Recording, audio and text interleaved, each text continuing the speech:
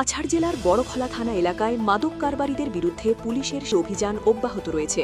শনিবার গোপন সূত্রের খবরের ভিত্তিতে বড়খলা থানার ওসি কুলীন্দ্র কুমার হুজুরির নেতৃত্বে অভিযান চালিয়ে বিপুল পরিমাণ হেরোইন সহ 2 মাদক পাচারকারীকে হাতে নাতে গ্রেফতার করেছে বড়খলা পুলিশ।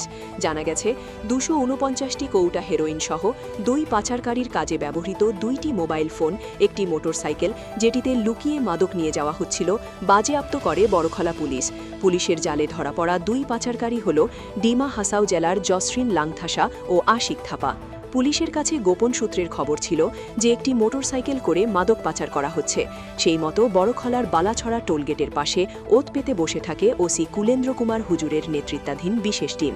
নির্দিষ্ট বাইকটি আসা মাত্রই সেটিকে ঘিরে ফেলে পুলিশ এবং তল্লাশি চালিয়ে উদ্ধার হয় 249 কৌটা হেরোইন।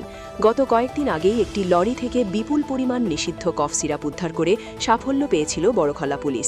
সেই রেশ কাটতে না কাটতেই ফের বড় সাফল্য মাদক চক্রের কোমর ভেঙে দিল বলে মনে করছে ওয়াকিবহাল মহল।